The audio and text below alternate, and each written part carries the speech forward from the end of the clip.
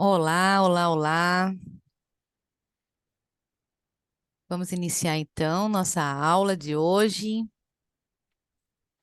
É, Quem tiver dúvidas durante a apresentação pode abrir o áudio, tá certo? Ou peça a palavra que a gente para poder tirar as dúvidas, tá certo? Deixa eu colocar assim, que aí eu vejo também vocês. Deixa eu ver agora. Pronto, que aí assim eu posso ver vocês, ver quem se manifesta aí se tiver alguma dúvida. Então, hoje é a nossa segunda aula da nossa jornada. Aula anterior a gente falou sobre oxigenoterapia. Quem não estava aqui, tá? A aula ela ficou gravada, ela tá tanto no YouTube quanto lá na plataforma, tá? Nessa plataforma vocês vão ter como baixar o certificado para vocês, tá bom? Então é um certificado válido, tá? De 5 horas que vocês vão poder baixar e colocar lá na carga horária complementar da faculdade, quem ainda está na graduação, né? E que vai poder também colocar como no seu currículo, que é totalmente válido o certificado que a gente vai disponibilizar para vocês, tá bom? Então, como eu estava falando, quem tiver dúvidas, né? Pode parar, pode pedir levantar a mãozinha, né? E pedir para falar sem problema nenhum. Se acontecer algum problema aqui, alguma intercorrência, né? Como a gente fala no hospital, alguma intercorrência aqui na hora da apresentação, vocês pararem de me ouvir ou de ver a apresentação, vocês me avisem, tá certo? Para que a gente possa ter essa aula hoje aí, tirar as dúvidas de vocês, né? Eu sei que é um assunto que, quando a gente está na graduação, às vezes ele é um pouco complexo, né? Porque a gente ainda falta maturidade, né? Talvez falta um pouco de base, né? Mas é um assunto que, do jeito que a gente vai ver aqui hoje, vocês nunca mais vão ficar com dúvida nisso. Eu tenho certeza, tá? Então a gente vai ver um passo a passo, né? Onde a gente vai nesse passo a passo, a gente vai aprender como é que a gente vai interpretar a gasometria, né? Porque a gasometria, na verdade, ela é um exame, certo? Então, a gasometria é um exame. E nós pegamos os dados, né? Que são coletados e analisados, né? Através dessa gasometria, a gente vai interpretar, tá? E então a gente vai saber o que está acontecendo com aquele nosso paciente crítico, né? Na sua grande maioria das vezes. Então, quem vai aí para o hospital, né, esse semestre, fazer estágio, né, precisa estar com isso na ponta da língua, né? Hoje eu estava até falando com Rachel, eu chamo ela de Rachel. Cadê? Ela não está por aí hoje, não. Ela está assistindo aula. Tá por aí, não, né? Então, Rachel, como eu gosto de chamar ela, eu não consigo chamar ela de outro jeito, mas enfim. Foi hoje mesmo, ela estava numa aula, ou ontem, né? E aí ela está numa outra instituição, agora ela se mudou de cidade. E lá durante a aula, né, a professora começou a falar e fazer algumas perguntas sobre gasometria, que eles vão para o estágio, né? O estágio hospitalar. E aí começou a falar algumas perguntas, falou sobre gasometria, né, a interpretação, os distúrbios. E aí, né, ela desenrolou, desenrolou. E aí a professora perguntou: peraí, onde foi que você aprendeu isso? Né? Então, muitas vezes o que falta para a gente é só realmente alguém que mostre para a gente o passo a passo simplificado. Né? O negócio é a gente não complicar, né? Porque de complicada já basta a vida, né? Isso, tá? Então hoje a gente vai ver os distúrbios, né? O distúrbio do equilíbrio ácido-base, tá?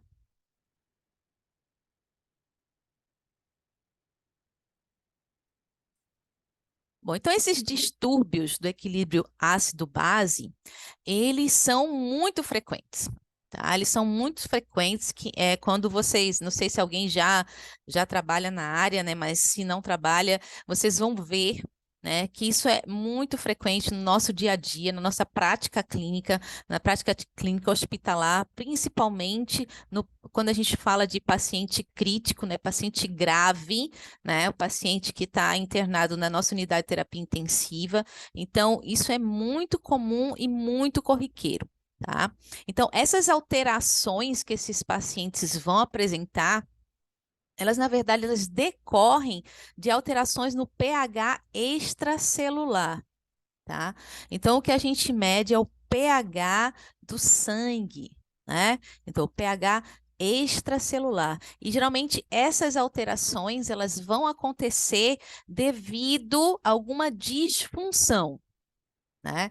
Porque, assim, o nosso corpo, o nosso organismo, ele está o tempo todo tentando manter a homeostase, tentando manter o equilíbrio. Tá? Então, existe um pH ótimo que a gente trabalha, que o nosso corpo trabalha de forma funcional, de forma adequada, né? Então, quando esse pH ele se altera, tá? O nosso organismo ele vai tentar, da forma mais rápida possível, readequar esse pH sanguíneo. Porque o que acontece? O nosso corpo, o pH ideal seria 7,4, tá? Ou 7,40, ok? Existe um intervalo, né, que a gente fala de 7,35 a 7,45, tá? Mas isso aí é porque é assim, é uma permissão, é permissividade, tá certo? Então, há uma permissividade ali entre 7,35 e 7,45, mas o pH ideal, digamos assim, perfeitinho, tá? Seria o 7,4, ok? Certo? Então, assim, é, quando há uma disfunção renal ou respiratória, tá?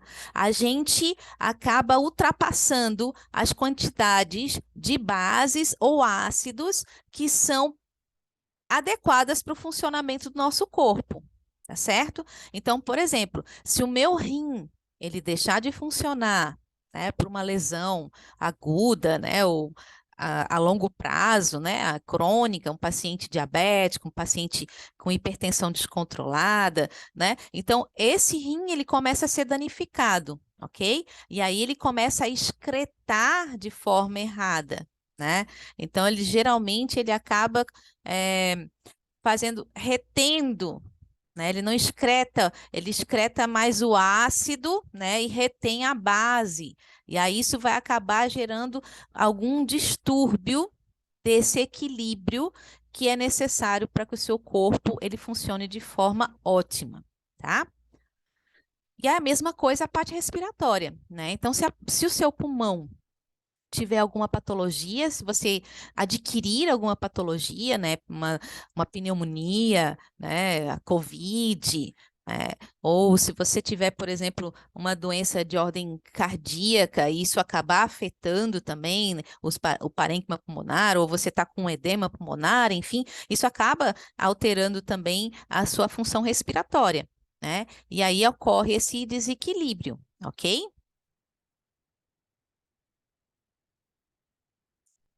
Bom, então a gasometria ela vai nos permitir avaliar quatro processos fisiológicos, ok? A ventilação alveolar, né, ou seja, o quanto que chega de ar lá no seu alvéolo, as trocas gasosas, né, que só vão acontecer se chegar ar, né, lá no teu alvéolo, tá? Deixa eu pegar isso aqui só para, né? Então, assim, as trocas gasosas, né, ou seja, gás carbônico, oxigênio, né? Se isso aí está acontecendo de forma adequada, tá? O transporte de oxigênio, né? Se o O2 ele está sendo transportado de forma eficaz pelas hemácias, né? E o equilíbrio ácido básico, né? Ou seja, a partir do momento que começam a haver retenções ou excreções, né? Ou de hidrogênio, né? Ou de bicarbonato de forma inadequada, isso acaba desencadeando o famoso distúrbio do equilíbrio ácido básico. tá? Então, assim, existem, né, alguns fatores que acabam determinando, né, essas alterações, né? Então, ah, por exemplo, às vezes quando o paciente, né, ele está, por exemplo, com uma taquipneia, tá? Então, o paciente, ele tem uma ansiedade, né? Então, por exemplo, às vezes o paciente tem medo de viajar de avião, né? Vocês já devem ter ouvido falar assim, né? O paciente tinha medo de viajar de avião, e aí, quando o voo iniciou, ele começou a passar mal, e aí ele começou a respirar muito rápido, ficou ofegante, né? E aí, com isso, ele acabou desmaiando. Tá? Então, a crise de ansiedade, né, gerou uma taquipneia. Na taquipneia, ele aumentou muito a frequência respiratória. Ele fez uma hiperpneia, porque além da frequência respiratória alta, ele também acabou aumentando o volume, né? Pessoas, não sei se alguém aí tem ansiedade, mas ou conhece alguém que tenha. Então, geralmente você acaba vendo, né? A pessoa ela faz uma hiperpneia, né? Ela aumenta muito o volume, né? Inspirado, tá? Bom, isso acaba alterando, né, influenciando a quantidade de oxigênio e gás carbônico que vai estar dissolvido no plasma, tá? E aí, é claro que assim, se tem uma alteração nessa quantidade, nessa concentração de oxigênio que está no sangue, né? É claro que, por exemplo, as hemácias, elas vão acabar não conseguindo carrear de forma adequada aquele oxigênio ou gás carbônico até os alvéolos para fazer a troca, tá? Então, está tudo correlacionado, né? Então, outra coisa importante que vocês precisam saber e de lembrar, né? Lembra lá quando vocês estudaram fisiologia, né? Que se falava muito em sistema tampão, né? Então, a gente tem dois principais, né? Sistemas tampões, que é o sistema renal e o sistema respiratório. O sistema respiratório, ele age de forma muito mais rápida, tá? Ele age de forma muito mais rápida. Então, por exemplo, assim, quando você começa a acumular mais ácidos, né? Mais hidrogênio no seu sangue, então imediatamente a parte respiratória já começa a entrar em ação, né? Quando o seu pH, né, sanguíneo já começa a ter algum tipo de alteração, isso aí já vai desencadear lá no sistema neurológico, né? Fazer com que você faça um ataque apneia, tá? E ao contrário também. Então, se, por exemplo, assim, você sofreu, eu falo você, mas, né, você sofreu, por exemplo, um traumatismo craniano, tá? E aí, nesse traumatismo craniano, você perde o nível de consciência, ou então você caiu, né? Você bateu com a cabeça, tá? E aí você acabou perdendo o nível de consciência, né? Você desmaiou, por exemplo. Então, quando você desmaia, geralmente a sua frequência respiratória ela fica menor, né? Então você faz uma bradipneia, tá? E aí quando você faz essa bradipneia, o que que vai acontecer? Se você não leva, né, um volume adequado de ar, né, não transporta, não leva, não ventila, né, os alvéolos adequadamente, isso vai acabar levando uma alteração também na quantidade de gases, né, que vão estar na corrente sanguínea, tá? Então, se você respira menos, você acaba excretando menos CO2. Quando você excreta menos CO2, isso aí vai fazer com que o seu sangue ele fique mais ácido e você aumenta o pH sanguíneo, tá? Bom, então tudo isso aí é só para a gente entender que tudo está correlacionado, né? Então, e lá no início da aula, como eu falei para vocês, o seu corpo ele sempre vai estar tentando manter a homeostase, ok? Então, para isso, ele vai demandar desses sistemas tampões. E aí, sim, e o sistema tampão renal, ele é mais lento, né? Ele é mais devagarzinho, então ele demora mais tempo para agir. Tá? Então, o sistema tampão renal, ele demora de 3 a 5 dias para poder entrar em ação, tá? Então, é lógico que o seu corpo, em primeira mão, ele vai pegar logo, né? E vai pegar o sistema respiratório para tentar equalizar esses íons, né? E esses ácidos, né? Ou bases, esses ácidos que estão em excesso, tá? no seu sangue, tá bom? Meu Deus do céu. Tabela periódica, professora. Ai, meu Deus, socorro, né? Help. Alguém me ajuda. Deixa eu ver aqui, que tem alguém falando aqui. Para mim tá sem áudio. Todo mundo tá ouvindo, ok? Sim, professora, aqui tá normal. Tá normal? Tá bom. Aqui tá normal também.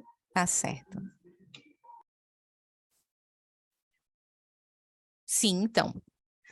Vamos lá de volta aqui a nossa tabela periódica. Meu Deus do céu, tabela periódica, né, gente? Pelo amor de Deus, o que que isso está fazendo aqui? Por favor, Cristi, não faz isso comigo, né? Mas é o seguinte, gente, eu trouxe aqui a tabela periódica só para a gente lembrar, né, que dentro, né, dos elementos, né, dessa tabela periódica, existem aqueles, né, que eles são chamados de gases nobres, né? Talvez vocês lembram disso, né? Então, os gases nobres são aqueles gases perfeitinhos, né? As patricinhas aqui da parada, né? Então, eles são perfeitinhos, eles não precisam de ninguém, tá? Então, estão super de boa, tá? Agora, existem gases, né, que eles precisam de outros, tá? Eles precisam de outros para que eles possam ficar estáveis, né? Lembram disso lá da química, né? Então, eles precisam ficar estáveis. Então, para estabilizar, eles precisam se unir a outros, ou seja, enquanto alguns perdem, outros ganham, né? Então, eles se unem para ficar estáveis, tá? Então, assim, o que acontece no nosso corpo é a mesma coisa, tá? Acho que tem alguém com um... Deixa eu ver aqui. Deu certo. Ah, tá. Pronto, então olha só.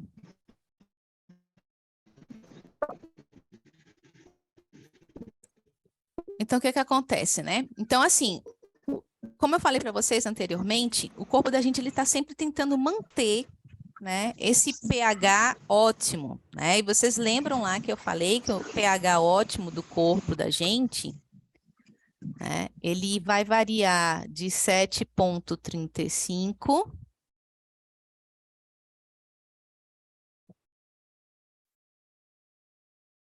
a 7,45, certo?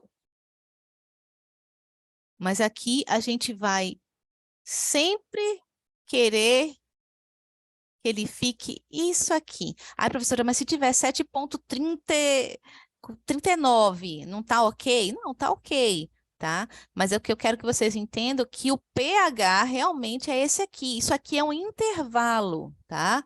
É um intervalo aceitável, ok? É um intervalo aceitável, tá certo? Não é que esteja normal, tá? É porque ele é aceitável, certo? Pronto, então olha só. Então, como eu falei para vocês, a gente tende a, a, a ter um equilíbrio entre o que é ácido e o que é básico. Lembra lá dos gases nobres, né? Então, os gases nobres, eles sempre estão tentando fazer...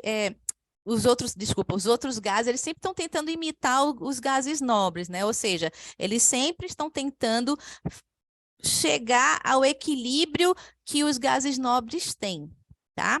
E aqui é a mesma coisa. Então, assim, olha só, a quantidade, tá, de ácidos e bases dentro do nosso corpo, eles são muito equivalentes, tá certo?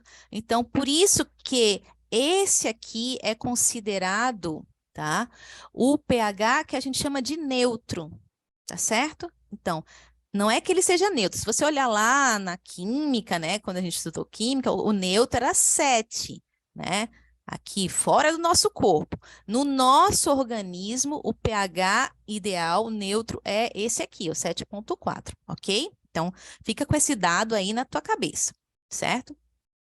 Bom, então se houverem alterações, né, nas bases ou nos ácidos, tá? Nós vamos ter distúrbios, ok? Distúrbios ácido-básicos, certo? Deixa eu pegar minha canetinha aqui que eu acabei perdendo. Aqui, pronto. Tá? Então, nós podemos ter distúrbios metabólicos que vão estar correlacionados ao bicarbonato e nós podemos ter distúrbios respiratórios que vão estar relacionados ao acúmulo de CO2, ok? Então, isso é outra coisa que a gente precisa guardar. Bom, então, se houver uma redução desse pH, tá?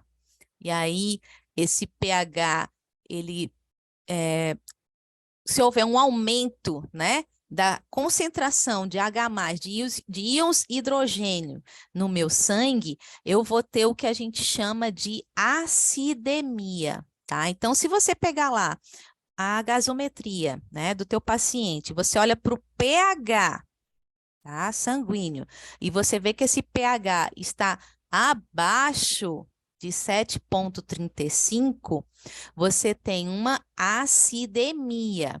Professor, eu tenho uma acidose? Não, eu ainda não posso dizer que eu tenho uma acidose, tá certo?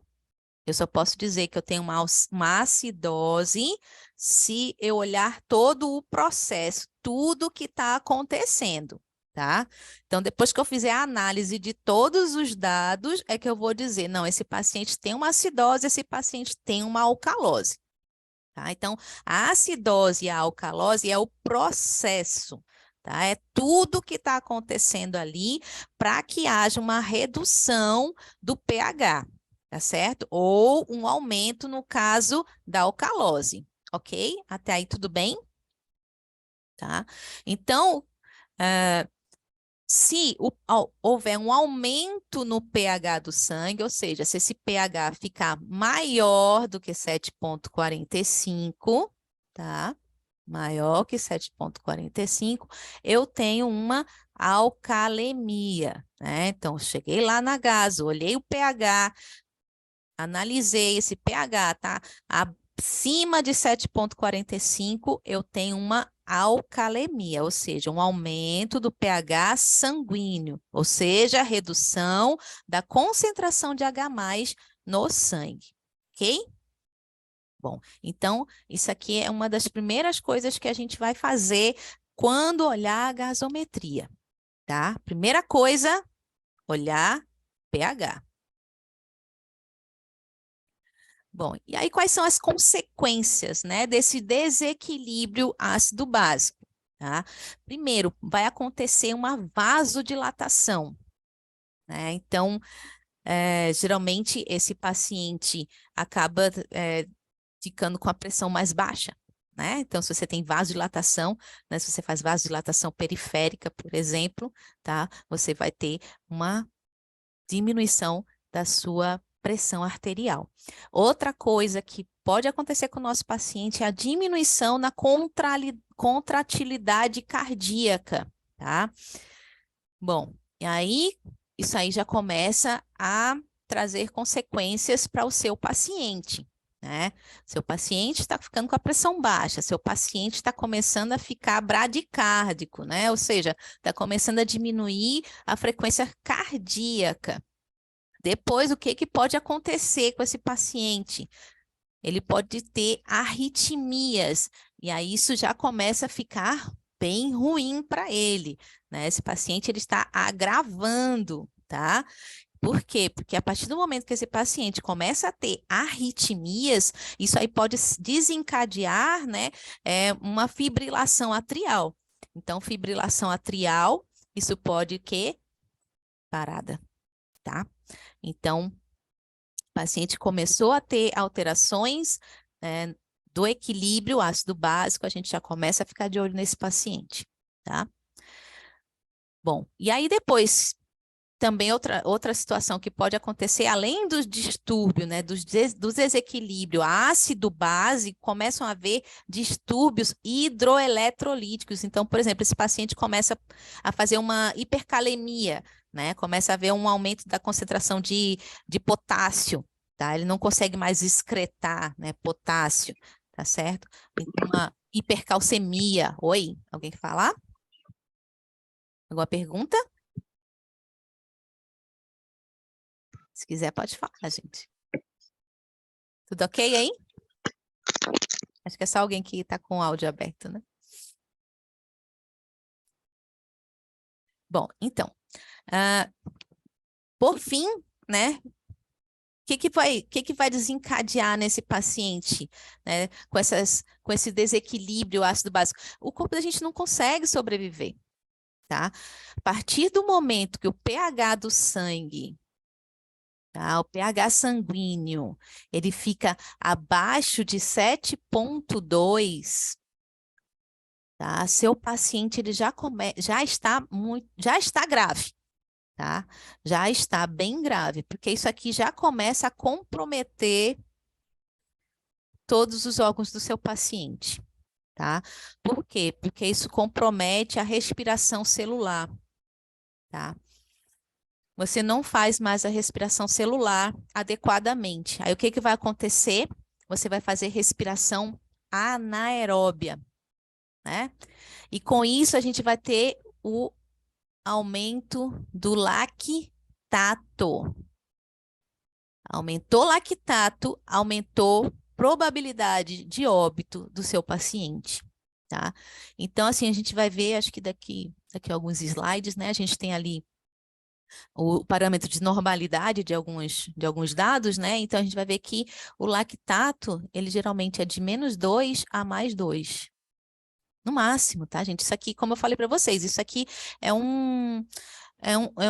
é algo que é permissível, tá? O ideal é próximo de 1 ou inferior a 1, tá certo? Então, começou a aumentar lactato, isso quer dizer que seu paciente pode estar, por exemplo, entrando num quadro séptico, tá? E aí ele começa a fazer sepse, ele entra num choque séptico e aí ele pode ir a óbito. A professora, tudo vai a óbito? Infelizmente. O paciente agravou, ele pode ir a óbito, né? Isso aí é a nossa rotina dentro da UTI, infelizmente, né? Mas é muito comum. Paciente grave, paciente que faz desequilíbrio ácido básico, paciente que faz uma acidose importante, tá? Ele, principalmente acidose metabólica, tá? Ou respiratória, né?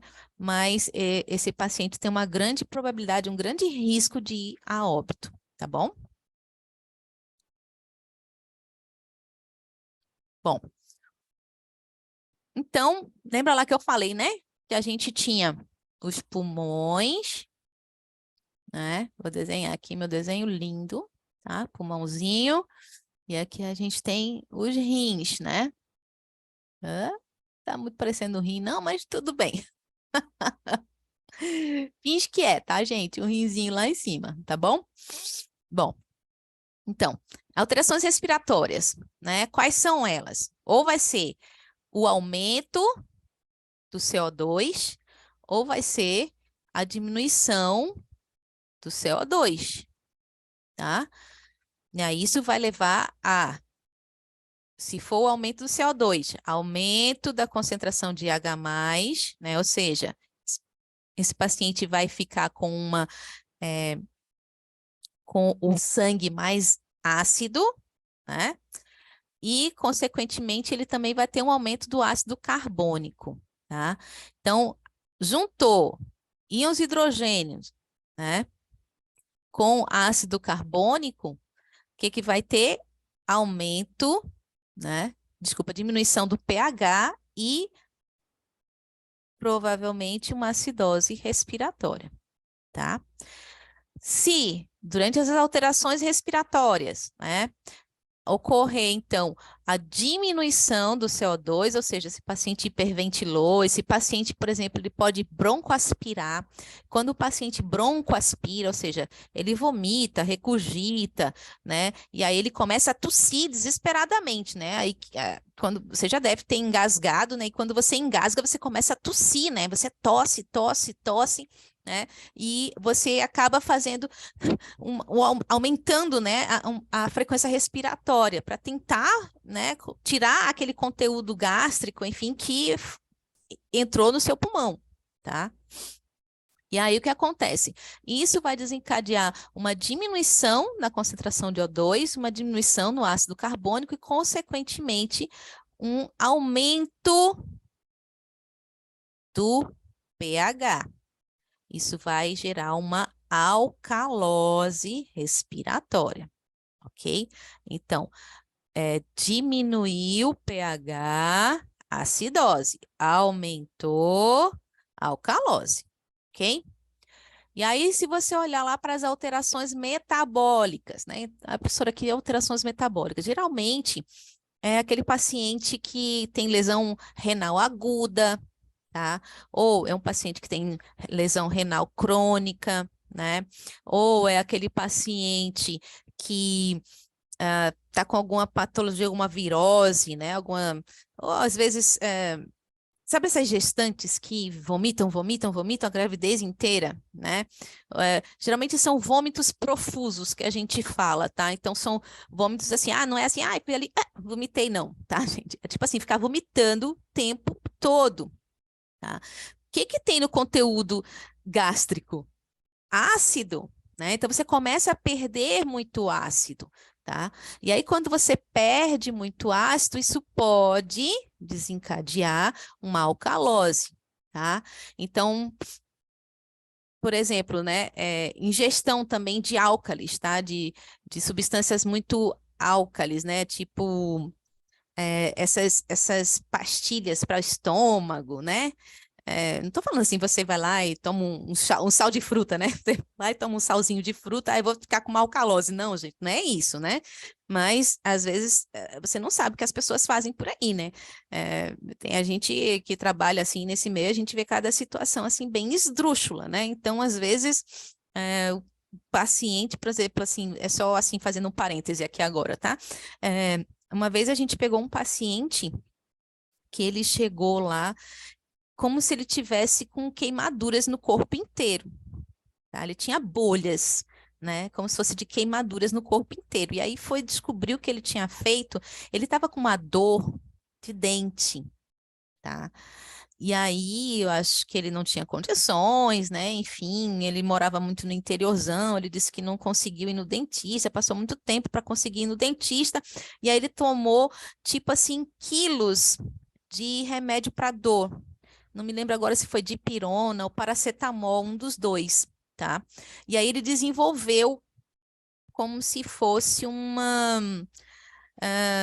uma coisa que o organismo dele não estava aceitando mais, sabe? Como se fosse, entendesse? Então começou a soltar a pele, tá? Então aquelas bolhas que estavam acontecendo ali, como se assim estivesse fazendo uma rejeição da própria pele.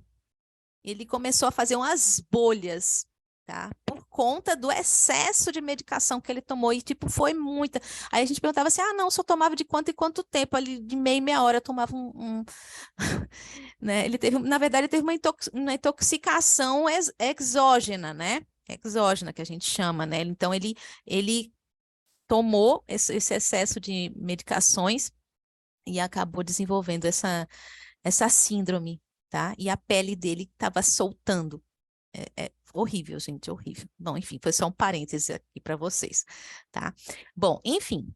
Então, assim, se o meu paciente, ele tá, por exemplo, com uma função renal que a gente chama de tocada, né? Ou seja, ele não está conseguindo excretar, né, bicarbonato de forma adequada, né? Ele não está conseguindo excretar os corpos cetônicos, né?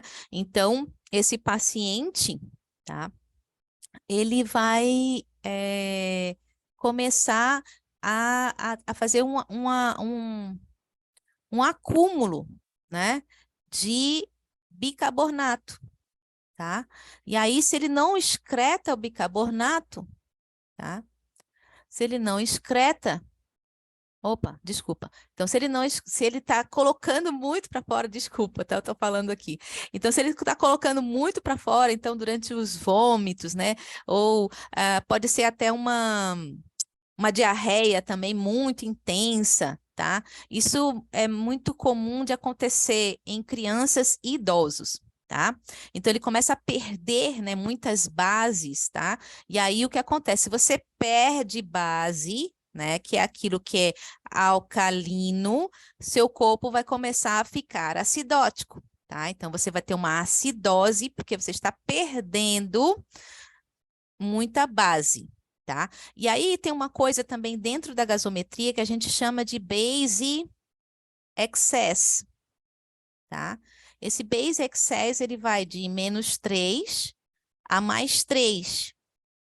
Para que que serve isso? Exatamente para você ver se o seu paciente, se ele está perdendo muita base, se ele está perdendo base em excesso, tá? Porque às vezes você olha, né? Você olha lá o pH, você olha o gás carbônico, né? Você olha o bicarbonato, e aí você fica um pouco, talvez, na dúvida, né? E aí, se você olhar para o base excess, tá? Você vai ver lá escrito BE. Eu acho que eu até tenho aqui. Eu vou ver se depois eu vou mandar para vocês lá no grupo, tá? Uma gasometria de verdade, real, tá? Então, assim, quando você olha lá na gasometria, aí tem lá BE, que são bases excess, ou seja, excessos de base que estão sendo excretados ou não, tá? Então, se tiver muito positivo, isso é sinal que o seu paciente está excretando muito. Se tiver negativo, isso quer dizer que o seu paciente ele está retendo base. Se ele retiver base, tá? Ele vai ter uma alcalose. Na verdade, para que haja alcalose, você tem que olhar todos os dados, tá?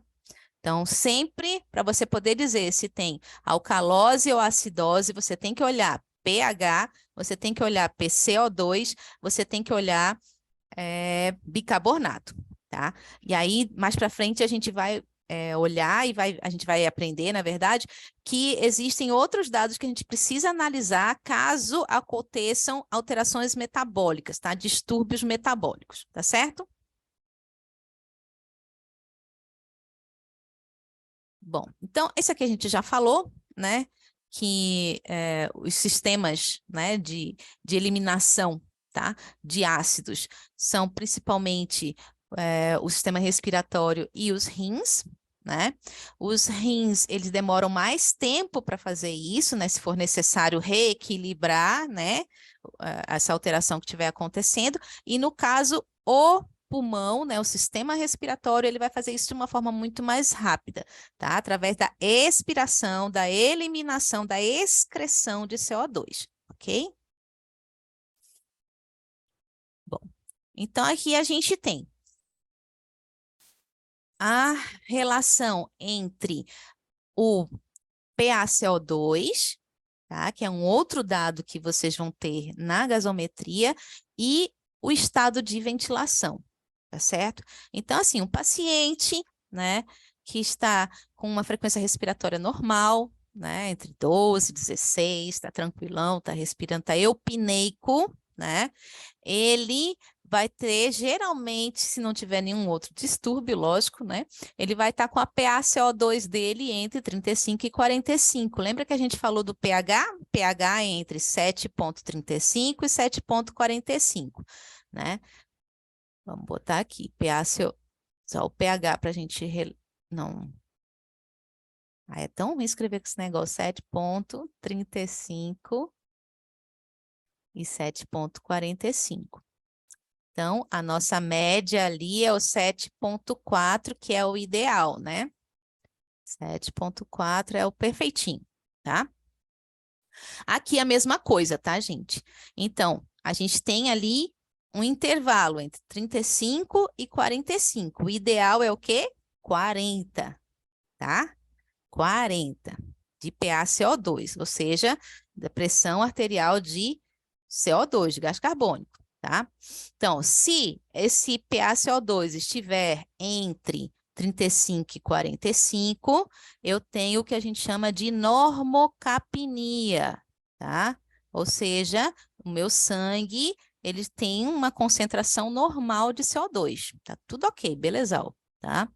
Se esse PaCO2 ele diminuir, tá? Se ficar abaixo de 35, eu vou ter uma hipocapnia. O que que vai estar acontecendo com a minha ventilação? Ventilação, gente. Movimento, né? É só lembrar do ventilador, né? Olha lá, o ventilador ele tem o quê? A pazinha lá, as pazinhas ficam girando, né? Movimento, tá certo? Ventilação. Então, eu vou ter uma hiperventilação. Por quê? Quanto mais eu fizer isso aqui, né? Mais eu vou. O que a gente fala, a gente chama, tem um jargão que a gente usa muito, né, dentro do hospital, que é lavar o CO2, tá? Ou seja, o meu sangue ele vai passar mais vezes pelo meu pulmão e ele vai ser, o CO2 ele vai ser excretado, né, muito mais rapidamente. Aí o que que vai acontecer? Ele vai diminuir lá no meu sangue, ou seja, a concentração de PaCO2 ela vai estar menor, tá?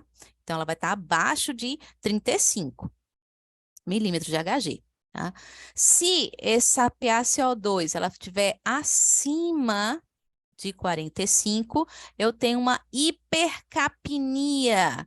né?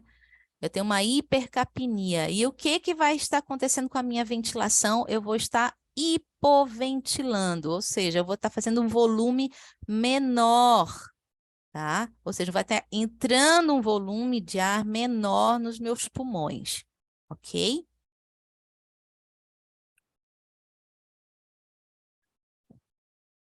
Bom, então aqui a gente tem, ó, os valores de normalidade. Deixa eu pegar aqui. Valores de normalidade, tá? Né? Como a gente já viu aqui, ó, pH de 7,35 a 7,45, né? Com a média de 7,4, PaCO2 35 a 45, fica fácil de decorar, né? Porque esse número 35 ele é meio cabalístico aqui dentro da respiratória. O HCO3 entre 22 e 26, existem, tá? Algumas literaturas, né? Que vão trazer um pouco diferente, tá? Então, por exemplo, aqui, ó. Vocês viram que naquela hora eu falei de mais 3 a menos 3, né? E aqui tá menos 5 a mais 5, tá? Então, é porque depende da literatura, tá? Então, por exemplo, assim, uma dica que eu vou dar para vocês que forem fazer concurso ou que forem fazer prova de residência, olhe a referência bibliográfica, tá? Porque muitas vezes a resposta que você vai dar vai depender muito do que tiver lá na literatura que a banca determinou para aquele concurso, tá certo? Então, se naquele concurso, naquela banca, ele te deu uma literatura que o base era menos 5 a mais 5, é assim que vai estar lá nas provas, nas questões, tá certo? Se, deixa eu pegar a caneta, ele tiver menos 3 a mais 3, vai ser assim que vai estar lá nas questões. Então, assim, o correto, né? Na verdade, a questão correta, ela vai estar baseada de acordo com aquilo que está na literatura que a banca solicitou para você, tá bom? Bom, o lactato, como eu falei para vocês, né? Geralmente ele vai estar menor do que 2, né? 2 milimol por litro, tá? E tem um outro dado aqui que é novo aqui, que é o anion gap, tá? Lembra que eu falei para vocês, né, que a gente tinha basicamente a mesma quantidade de ácidos e bases, né? Ou seja, de ânions e de cátions, tá? Dentro do nosso corpo, tá? Então, existe um intervalo também que é aceitável, que é entre 8 a 12, tá? Então, se passar de 12, é mau prognóstico, tá certo? Então, aqui, ó, nessa tabelinha a gente não vai usar agora, tá? Mas ela é bastante importante na hora que você vai fazer os cálculos de annual gap e delta gap, tá? E a gente vai ver lá mais para frente da aula, tá certo? Então, aqui, tá? Você tem uma resposta compensatória esperada, porque quando você tem essas alterações, esses distúrbios, lembra que eu falei que o seu corpo ele vai estar o tempo todo tentando retornar ao equilíbrio, né, a homeostase? Então, ele tenta compensar aquele distúrbio, tá? Então, você vai analisar, né, a sua gasometria, você vai ver se o seu corpo já conseguiu compensar ou não, tá? E aí, em cima disso, você vai ver qual seria a resposta compensatória que o teu corpo iria dar. Então, assim, tudo vai depender do distúrbio que estiver apresentando, tá? Naquele exame. Então, isso aqui depois a gente volta aqui para falar sobre isso, tá bom? Bom, eu não sei se alguns de vocês já viu, tá, esse gráfico, tá? Isso é um normograma do equilíbrio ácido básico, tá? Eu botei esse recorte aqui porque isso é um app, tá? Então, existe um app que te dá você coloca lá os dados da gasometria e aí ele já te dá a respostinha, né? Só que assim, lá na prova a gente não vai ter isso, né? Na prova a gente não tem como usar o telefone, né? Então a gente vai ter que realmente fazer a interpretação daqueles dados, tá? Mas olha só, deixa eu só mostrar para vocês. Então, assim, ó, já vamos começar aqui fazendo uma análise aqui, né? Então, olha só, meu paciente, ele tá com um pH, eu fiz a gaso, né? Eu fiz, não, quem coleta a gaso, tá? Dentro do ambiente de UTI hoje, tá? Ou são os médicos ou são enfermeiros, tá? Ou o pessoal realmente que coleta exames, né? Tá? Mas o fisioterapeuta, ele não faz mais esse tipo de abordagem, tá? Na minha época, quando era menina pequena lá em Barbacena, há 20 e tantos anos atrás, né, até uns 15 anos atrás, o fisioterapeuta ele fazia a coleta, tá, da gaso. Mas hoje em dia a gente não pode mais fazer, tá? Bom, enfim. Então aqui, ó. Então você pegou lá a gaso, né? Foi coletada, veio lá a gasometria e aí vieram esses dados aqui, tá? Então a gente vai começar dos dados mais básicos, tá? Para poder começar a fazer essas análises. Enfim, então olha só, o meu pH aqui nesse caso aqui, ó, tá? Foi de 7,31. Aí o que acontece?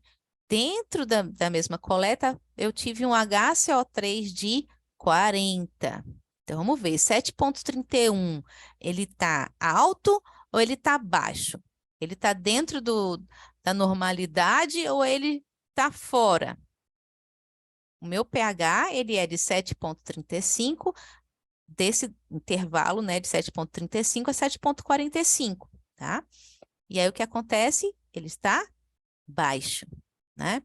Eu vou lá no PaCO2. Então, a segunda coisa que eu vou olhar é o gás carbônico. Ele está baixo ou ele está alto? É de 35 a 45. Ele está muito alto. Ele está muito alto, tá? Depois eu vou dar uma diquinha aqui para vocês, que vocês no instante vão matar isso aqui, mas primeiro vamos aprender aqui. Bom, e aí o meu HCO3, que é o meu bicarbonato, está de 40. 40. Lembra lá, era de 22 a 26. Então, tá alto, né? Tá alto. Bom, então eu tenho duas alterações aqui. O que está acontecendo, né? Então, eu vou olhar aqui, ó, tá? Então, eu vou pegar o normograma, né? E vou colocar aqui o dado que eu tenho, 7,31, né? Esse aqui é o pH. Aqui é HCO3, que foi de 40, né? E aqui, cadê? PCO2 foi 81, tá? Então, é por aqui, né? Então, eu venho para cá. Então, eu tenho, ó, esse encontro aqui dos pontos, né? Então, eu tenho uma acidose respiratória, tá? Mas eu também tenho, cadê aqui?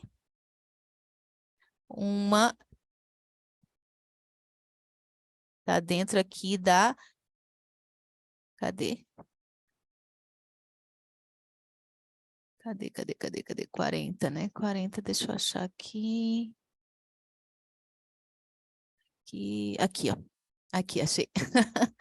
Tá aqui, tá? Então, ó, é porque ela tem equivalência de um lado e do outro aqui, ó, tá? Então, ela tá dentro da alcalose metabólica também, tá?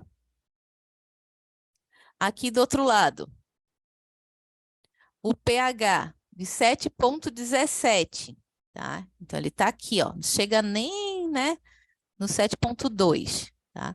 HCO3 de 16, tá? Então, eu tô dentro de uma acidose metabólica, tá? Tá aqui, ó. Então, é todo esse intervalo aqui, ó. Todo esse intervalo aqui, ó. Tá vendo? Tá? Então, o que tiver aqui, eu tô dentro desse intervalo da acidose metabólica, tá? E aí, o meu PCO2, eu devia ter primeiro vindo para cá. O meu PCO2, tá? Tá 45, certo? Então, PCO2, 45. Cadê? 40, 45, né? Por aqui. Tá? Normal. Aqui, ó. Dentro da normalidade, tá?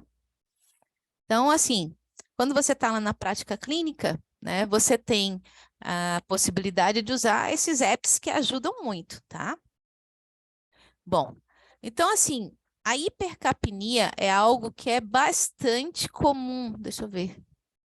Astemia, acidose mista. Isso.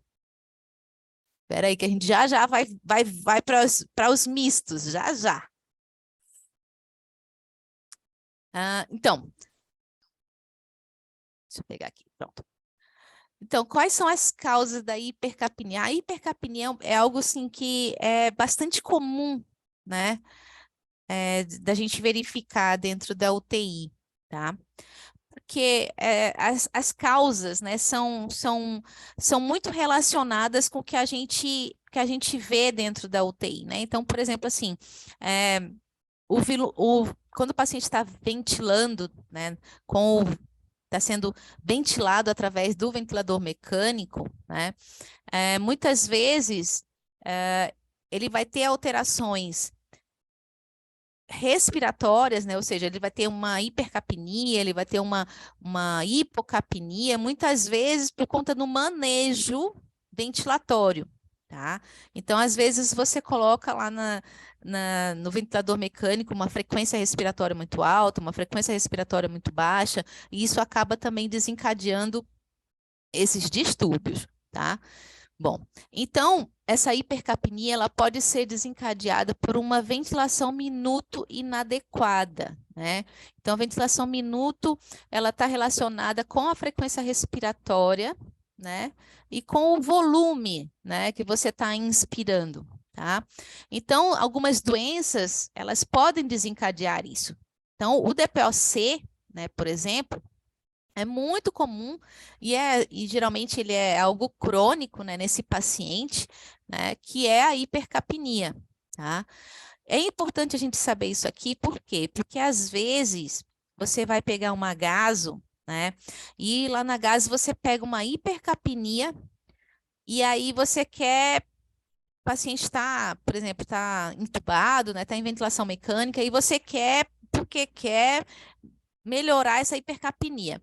Mas às vezes esse paciente ele é um hipercapnico crônico, né? Como por exemplo um DPOC. Muitas vezes ele já o pH dele já é mais baixo mesmo. Né? Ele já tem um pH mais baixo, ele tem um aumento no PaCO2, né? Então, isso é da doença de base dele, tá? Então, às vezes você tá com esse paciente entubado porque ele fez uma pneumonia extensa, né? Ele entrou em falência respiratória, tá? E aí você quer, porque quer melhorar você quer tirar, acabar com essa hipercapnia do paciente, só que não tem como você fazer isso. Você vai acabar piorando muitas vezes o quadro do paciente, tá?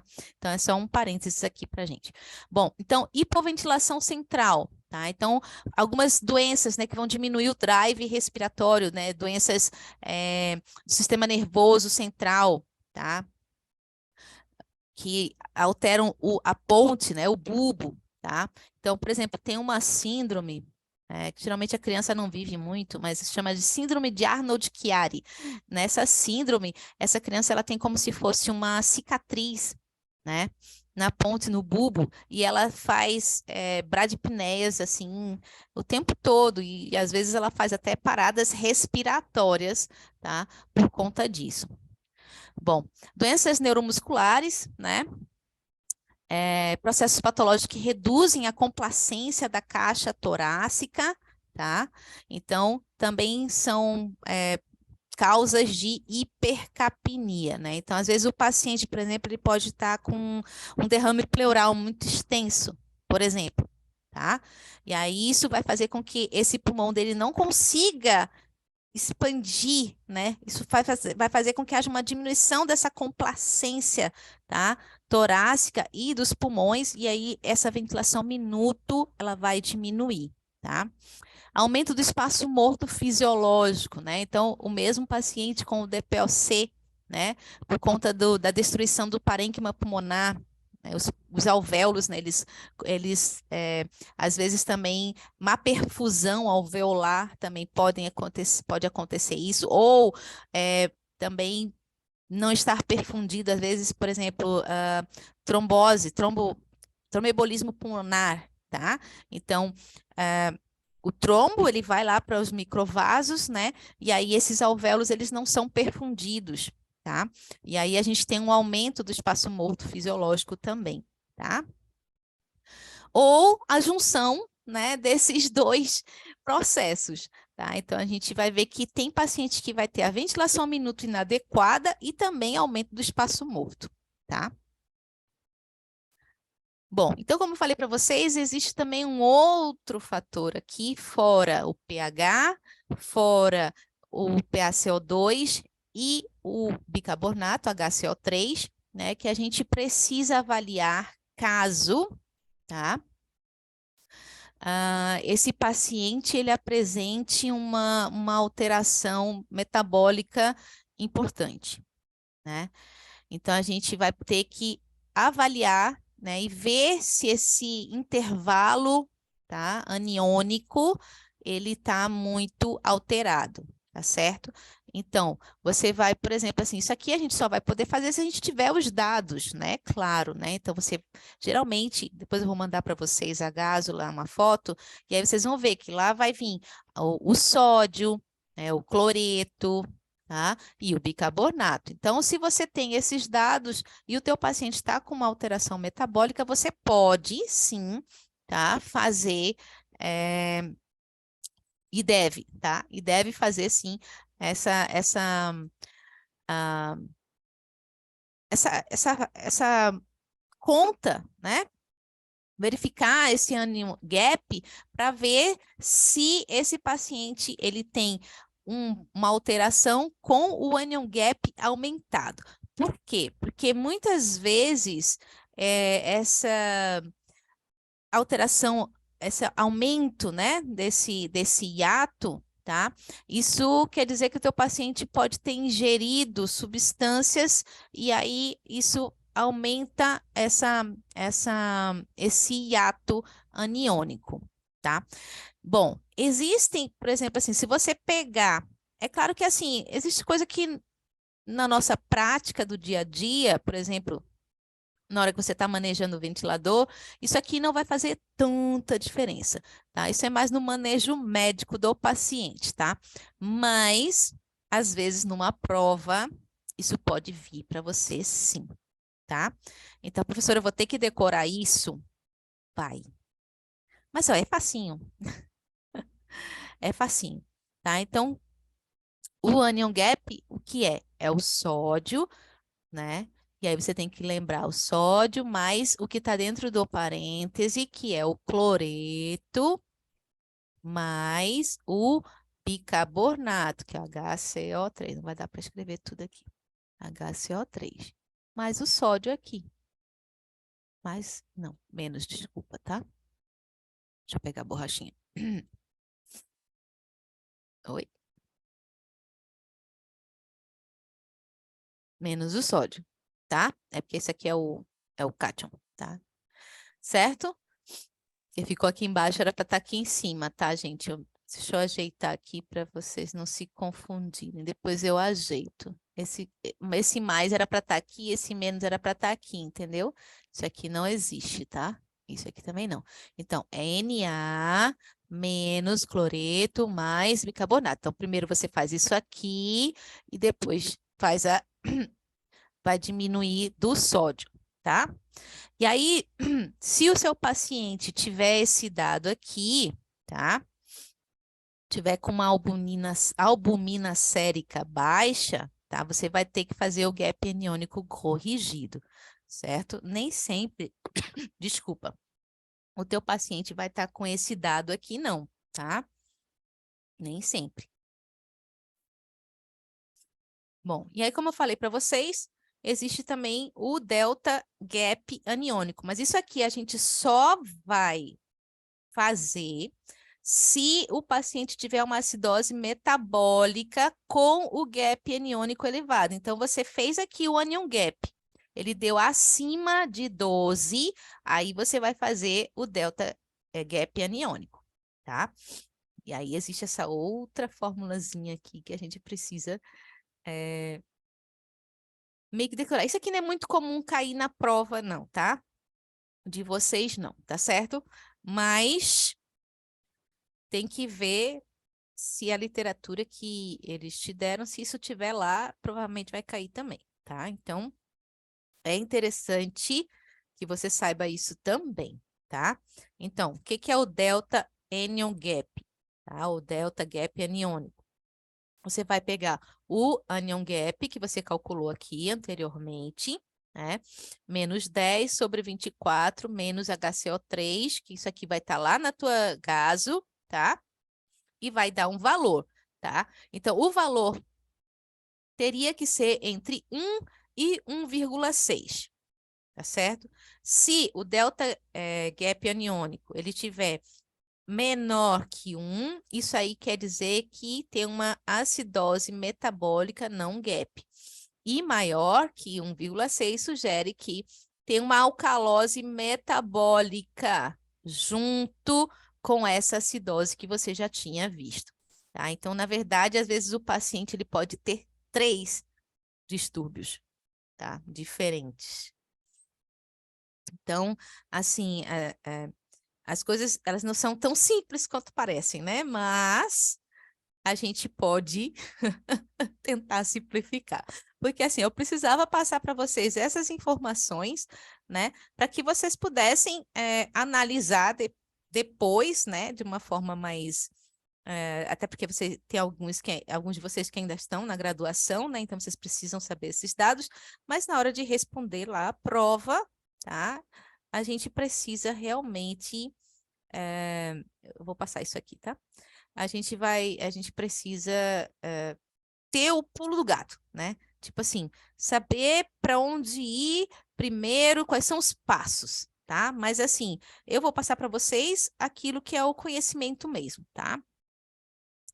Bom, então a gente tem algumas fórmulas, tá, para prever a compensação desses distúrbios, né? Então, por exemplo, então às vezes você vai pegar lá uma gaso, né, que aparentemente ela está normal, tá? Aparentemente ela está normal, mas pode ser que esse distúrbio ele esteja compensado, tá? E aí, como é que eu vou saber que ele está compensado ou não? Eu preciso calcular algumas coisas, tá? Então, por exemplo, assim, quando eu tenho uma acidose metabólica, né? Ou alcalose metabólica, para saber se houve compensação, por exemplo, do PaCO2, tá? Eu vou ter que usar essa formulazinha aqui, tá? Se esse meu paciente tem uma acidose respiratória aguda ou crônica, tá? Aí, dependendo, né, da situação, eu vou ter essas outras fórmulas aqui, tá? Como é que eu vou saber se ela é aguda ou crônica, né? Você pode me perguntar. Quando para isso você tem que saber a história do paciente, tá? Então você tem que saber o que aconteceu com aquele paciente para que ele chegasse ali, para você saber se é algo agudo ou crônico, tá? Se você não tem nenhum dado, aí infelizmente não tem como você saber isso aqui, né? Saber o que você vai, qual é a fórmula, né, de compensação, tá? Você pode deduzir, tá certo? Mas às vezes não. Então, por exemplo, assim, um paciente foi visto ontem, né, à noite, super bem, estava numa festa e tal, né? Só que sabe que ele bebeu pra caramba na festa e tal, depois ele foi para casa e aí no outro dia acharam esse paciente inconsciente dentro de casa, todo vomitado e tal, e tiveram que levar para o hospital e foi bater na UTI, né? Então você sabe que é uma coisa aguda, né? O cara bebeu pra caramba, né? Encheu o quequel, e aí vomitou demais, vomitou profusamente, perdeu muito ácido, né? E aí teve um distúrbio, tá? Então você realmente é necessário, é interessante você saber a história do paciente para você até determinar certas coisas nos teus procedimentos, né? Nas tuas condutas. Bom, então existe um passo a passo, tá? Para interpretação da gasometria. Primeiro, a gente precisa identificar qual é o distúrbio primário, né? O que aconteceu primeiro, tá? E aí, para saber se há uma compensação, né, disso, você vai realizar, usar aquela fórmula compensatória, tá? Que é uma dessas fórmulas aqui que vai depender da situação, ou seja, depende do distúrbio primário, né? Ou seja, se você tem uma acidose metabólica, você vai usar essa fórmula aqui. Se tem uma alcalose metabólica, é essa aqui, tá? E assim por diante. Depois disso, né, você vai calcular o gap aniônico. Calculou o gap aniônico, né? Se houver uma alteração, né, um aumento desse gap, aí você vai calcular, então, o delta gap aniônico, ok? Então, isso aqui é o passo a passo, tá? Mas existe, né, o pulo do gato, tá? Então, tem coisas que facilitam, né, a nossa interpretação, tá? Bom, então, simplificando aqui, pH aumentou, ele é básico. Se ele é básico, você tem uma alcalemia, tá? Se o pH abaixou, diminuiu, né? Você tem, o pH está ácido. E aí você tem uma acidemia, tá? Então você só vai poder dizer se tem uma acidose ou alcalose após a interpretação dos dados, né? Ok? Que acidose e alcalose é o processo que leva a, tá? Pronto. Aqui é a mesma coisa, tá? Então, se o meu CO2 aumentar, vai estar ácido. Se diminuir, vai estar básico, né? O HCO3, se ele aumentar, eu vou ter uma alcalemia. Se ele diminuir, eu vou ter uma acidemia, ok? Até aí eu acho que tudo bem, né? Bom, então a partir de agora a gente vai ter uma evolução, tá? Então a gente vai sair do nível básico, né, de interpretação da gasometria para uma evolução Pokémon aí na sua vida, tá? E aí você vai sair para o nível hard, né? Você vai sair daqui, eu nem sei o nome dele. Meu filho até falou para mim isso, mas eu esqueci. Então você vai ter uma evolução aí na sua interpretação da gasometria, tá?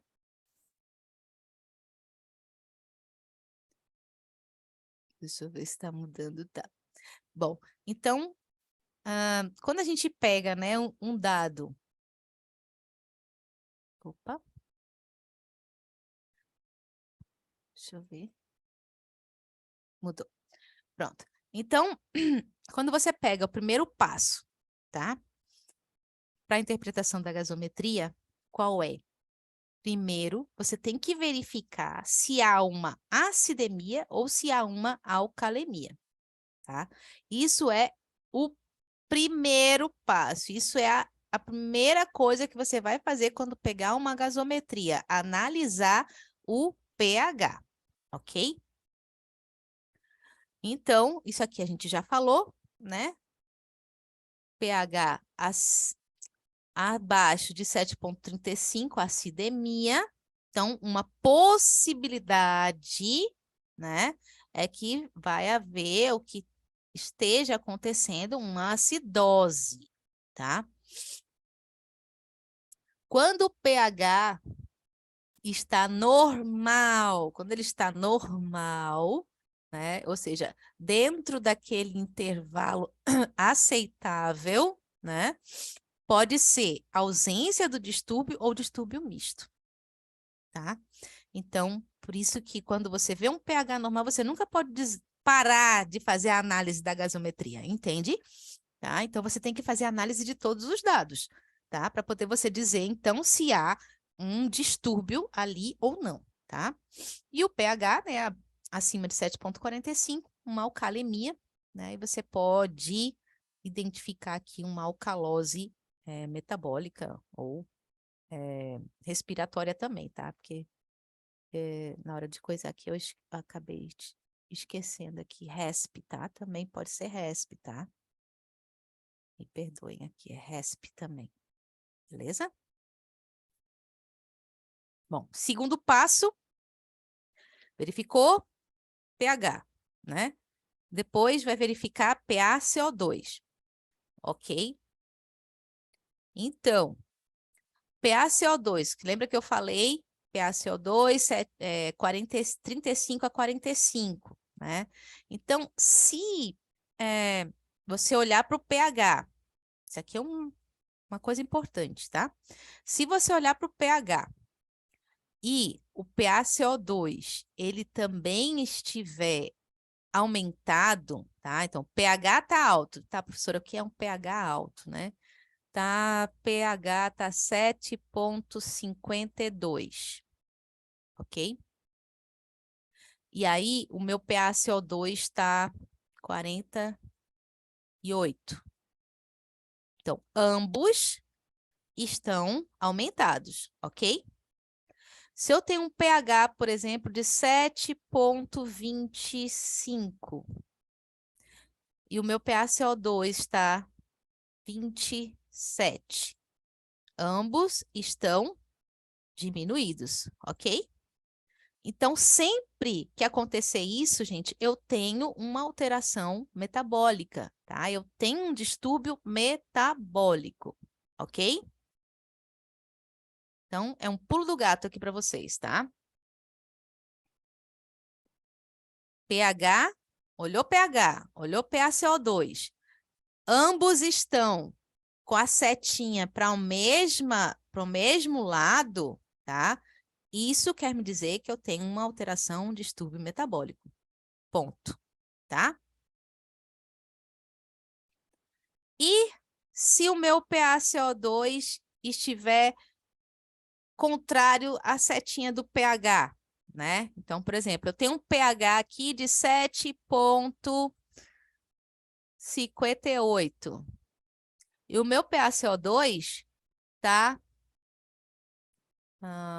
botar aqui 32, tá baixo, né?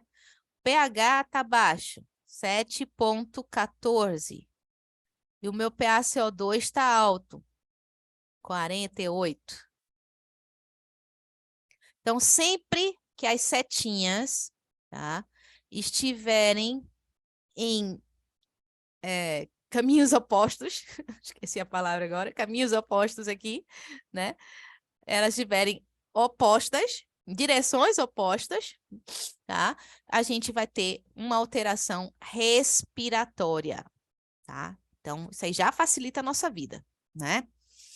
pH, PaCO2 as setinhas em direções opostas, respiratória. Mesma direção metabólica, tá? Pronto. Então, vamos lá. Vamos com exemplos, tá? Então, eu tenho aqui, ó, meu paciente, ele está com um pH de 7,61. Tá alto ou tá baixo? Quem puder, me ajuda. Tá alto ou tá baixo? Tá? Alto, né? O PaCO2 tá alto ou tá baixo? Digamos que esteja dentro do intervalo, né? E o HCO3 tá alto ou tá baixo? Tá? Alto. Então, primeiro, verificar o pH. O que está acontecendo aqui? Está acima de 7,45, tá? Então, eu tenho uma alcalemia, tá? Então, provavelmente, esse meu paciente tem uma alcalose. Bom, meu PaCO2, ele está 45 dentro do intervalo, certo? Mas a gente tem que lembrar que eu sempre tenho que considerar ele 40. Lembra que eu falei, tá? O pH 7,40 e o PaCO2 40, tá? Então, se eu olhar dentro do intervalo, ele parece normal. Lembra que a gente falou? Parece normal, tá? Mas eu tenho que considerar ele 40, tá? Então, se eu olhar para cá, para o meu PaCO2, então ele vai estar aumentado, certo? Setinhas do mesmo lado, né?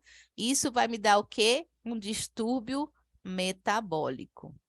Mas, professora, está 45. Eu sei, mas é porque depois, mais para frente, a gente vai ver o que está acontecendo aqui, tá? Ok? Então, eu tenho uma alcalose metabólica, tá? Setinhas do mesmo lado, metabólica. Bom, o segundo exemplo, pH 7,11. O que está acontecendo aqui? Está baixo, né? PaCO2, ela está alta, ok? Primeiro, eu tenho uma acidemia. Eu tenho uma acidemia, tá? pH tá baixo. Então, provavelmente, esse meu paciente apresenta uma acidose, tá? Vamos verificar o resto, tá? Bom, PaCO2, né, tá acima de 40. Então, eu tenho aqui duas setas em direções opostas. Se elas estão opostas, eu tenho um distúrbio respiratório. Então, eu tenho uma acidose respiratória.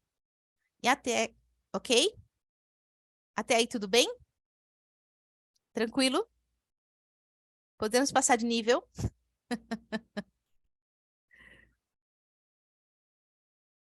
Tudo bem aí? Pronto, então vamos passar de nível.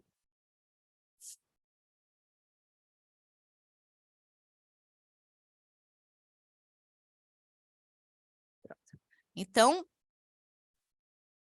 tudo ok. Beleza.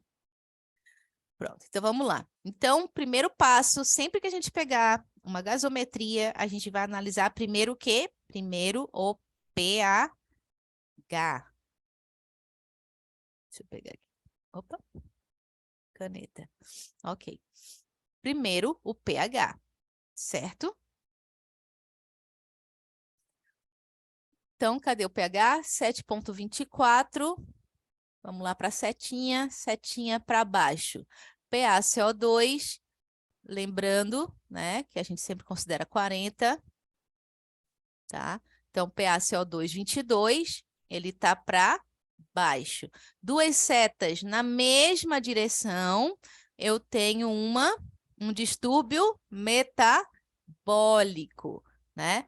pH baixo, Então, eu tenho uma acidose metabólica. E aí, vocês lembram que a gente falou que sempre que tiver um distúrbio Não. metabólico... Oi? Eu bati uma vez e abri a porta. Então você sabe. Larissa, Deixa eu ver aqui. Larissa, olha aqui. Você tem uma fita adesiva?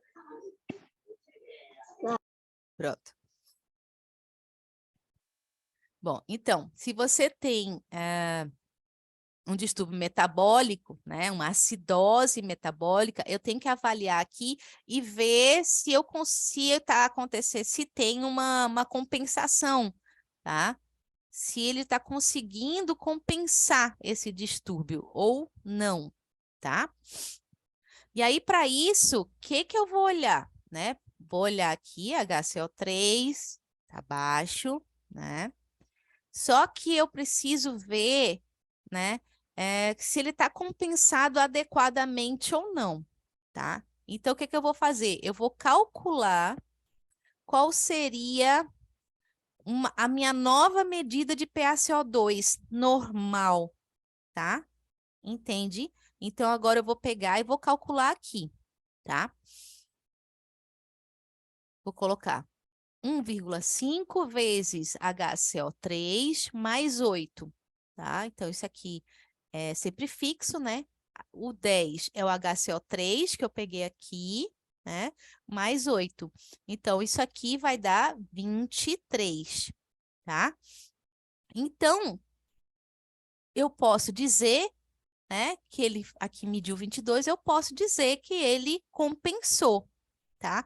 Mas eu posso fazer isso de uma forma mais fácil, tá? De uma forma mais fácil. Ai, professora, eu não lembro a fórmula de jeito nenhum da compensação, né? Compensação respiratória. O que que eu faço? Bom, vamos olhar aqui. Tá vendo aqui, ó? 7,24, beleza? Eu vou e olho PaCO2. Está 22, não está bem próximo, né? Desse 24 aqui, tá? 24 e 22 está bem próximo, tá? Então, eu posso dizer que eu tenho uma, uma compensação aqui, sim, tá? Então, só de olhar aqui, eu já posso dizer que eu tenho a compensação, tá bom? Mas o ideal mesmo é você fazer essa continha aqui, tá? Tranquilo? Então, vamos lá. Outro exemplo. Outro exemplo. pH. pH, ele está alto ou está baixo? Considerando sempre 7,4, né, gente? Então, ele está alto. PaCO2, considerando 7,40, né? Então, ele está alto. Então, duas setinhas na mesma direção, deu deu match, né? Como diz o outro, deu match, tá? Então, formou um casal. Então, isso é um distúrbio metabólico, né? Como o meu pH está menor do que 7,4, eu tenho uma alcalemia. Então, muito provavelmente aqui eu tenho uma alcalose metabólica. E aí, eu sempre tenho que verificar se ele está compensado ou não, tá? É preciso fazer isso. Então, você avaliou, né, o distúrbio primário aqui, que foi uma alcalose metabólica, e aí você vai fazer novamente, vai verificar qual seria a nova medida de PaCO2, tá? Qual seria essa? E aí você tem que fazer. E aí aqui o valor, né, a conta aqui, ela é um pouquinho diferente da outra, tá? Por quê? Porque a gente está falando de alcalose metabólica. Aí você tem que olhar lá naquela. Aqui, ó, cadê ele? Eita, vou achar, vou achar, vou achar. Aqui, aqui. Oi, aqui, tá? Então, é uma alcalose metabólica e você vai usar essa fórmula aqui, ó. Entendeu? Tá certo? Vamos voltar. Oi.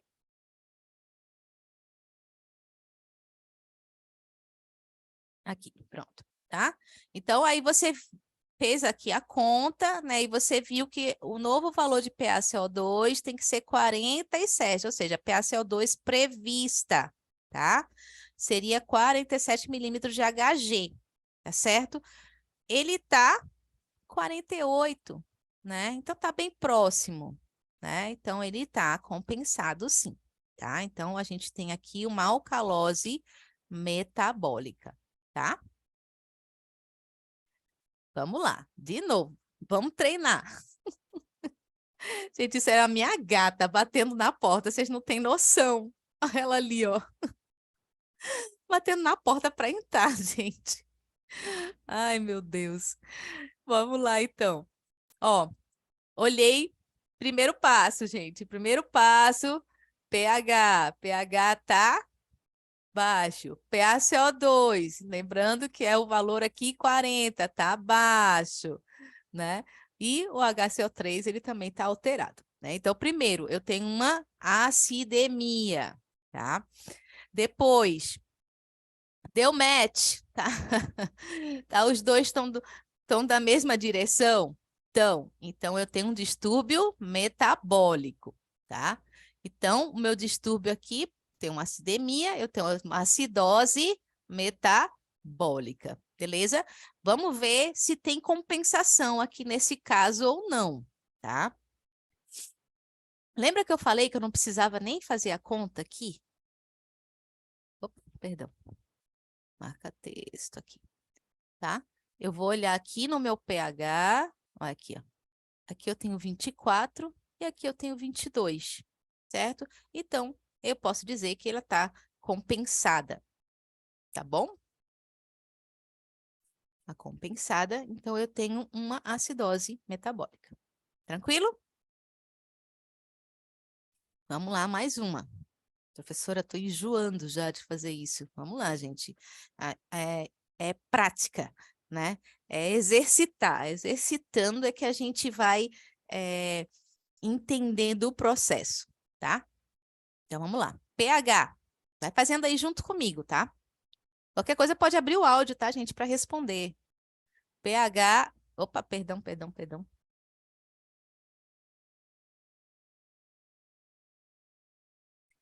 pH, ele está acima de 7,4, beleza? PaCO2 está acima de 40, tá? E o HCO3 também está alterado, né? Primeiro, eu tenho uma alcalemia. pH está maior que 7,4. Então, provavelmente, meu paciente tem pelo menos uma alcalose, tá? Segundo passo, PaCO2. PaCO2 está para cima também, né? Então, como a gente viu, deu match, é um distúrbio metabólico, eu tenho uma alcalose metabólica, tá? Bom, e aí o que acontece? Eu vou fazer, então, como a gente está vendo aqui uma alcalose metabólica, a gente tem que verificar se o PaCO2 está dentro do valor, do valor previsto, tá? Então, tem uma... Deixa eu ver se eu acho ela aqui. Aqui, ó, pronto. Tem uma previsão da compensação, tá? Então, quando eu tenho uma acidose ou alcalose metabólica, tá? O meu PaCO2, provavelmente, ele vai estar 2 dígitos à direita da vírgula do pH, tá? Quando eu tenho uma acidose respiratória, tá? Eu vou ter um aumento de 1 ponto. Eu vou falar um ponto aqui, porque é ruim ficar falando milha equivalente por litro, tá? Então, 1 ponto acima para cada 10 de PaCO2, tá? Então, assim, se a minha PaCO2, por exemplo, estiver 60, então... Então, o meu bicarbonato, ele vai ter que estar 2 pontos acima. Então, por exemplo, vocês viram que o bicarbonato, ele vai de 22 a 26, certo? Então, a média é o quê? 24, tá? Então, nesse caso aqui, ele teria que estar... se fosse um PaCO2, no exemplo que eu estou falando aqui, tá, gente? PaCO2 de 60, beleza? Tá? Então, ele teria que estar 26, tá? Por quê? Porque aqui a gente está falando de compensação. Mas, professora, o normal não é entre 22 e 26? É, mas eu estou falando aqui de compensação, para que estivesse compensado, beleza? Bom, e aí se for uma alcalose respiratória, menos, né, diminuído 2 miliequivalentes, né, de bicarbonato para cada 10... Oi, pode falar. Para cada 10 miligramas de mercúrio diminuído de PaCO2, tá? E aí, aqui, se for crônica, a mesma coisa a gente tem aqui na tabelinha, tá certo? Deixa eu voltar aqui. Pronto. Então, nesse caso aqui, né? Tá vendo aqui, ó? Que número é esse que eu tenho aqui? 50, né? Depois, 2 dígitos após a vírgula do pH. No caso, 50. Então, assim, o meu PaCO2 previsto deveria ser 50 nesse caso aqui, porque eu tenho uma alcalose metabólica, tá? E aí, o meu PaCO2 medido foi 48, tá? Então, ele está muito similar. Então, eu posso dizer que eu tenho uma compensação, tá? E aí, no caso, meu paciente, ele tem só uma alcalose metabólica, ok?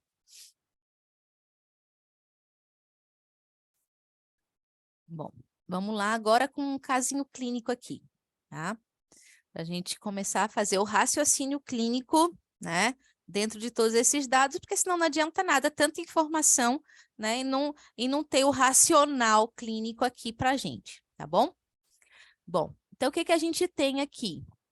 A gente tem uma mulher de 35 anos de idade que foi encontrada inconsciente, deitada no chão, sujo de vômito, tá? Vômito, a gente já pensa logo, né? Em algo, né, que está perdendo,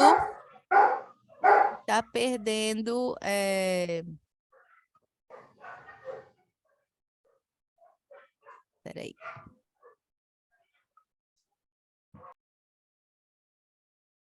Deixa eu ver se tem alguém com áudio. Ah, é aqui, eu acho. Acho que já fecharam. Então, que está perdendo ácido, né? Vomitou muito, gente. Lembra que a pessoa está perdendo ácido, tá? Então, ela tinha sido vista 4 horas antes, quando aparentava estar bem. Então, é algo que agudo, né? A sua gasometria arterial revela pH de 7,34, PaCO2 7,34 está abaixo de 7,40, né? Então, vamos lá botar a setinha, tá? A PaCO2 de 65, né? Então, tá alta, tá maior do que 40. E o HCO3 também tá alto, né? Mas, assim, se você olha aqui para o pH dela, né? Tá muito, tá assim, muito próximo daquele intervalo, né? E aí, isso a gente poderia dizer, ah, não, professora, mas tá normal, tá quase normal ali e tal, né? Não, tá? Não tá normal, tá certo? Você tem que lembrar aqui do quadro do paciente, tá bom? Então, primeiro, pH tá diminuído. Então, essa paciente, ela tem uma acidemia. Meu professor, é só um pontinho? Ela tem uma acidemia, tá bom? Então, ela pode ter pelo menos uma acidose. Depois, PaCO2 está alto, né? Se ele está alto, está elevado, então eu tenho, né, uma probabilidade que isso aqui esteja gerando uma acidose, ok? Pronto, olhamos para as setas.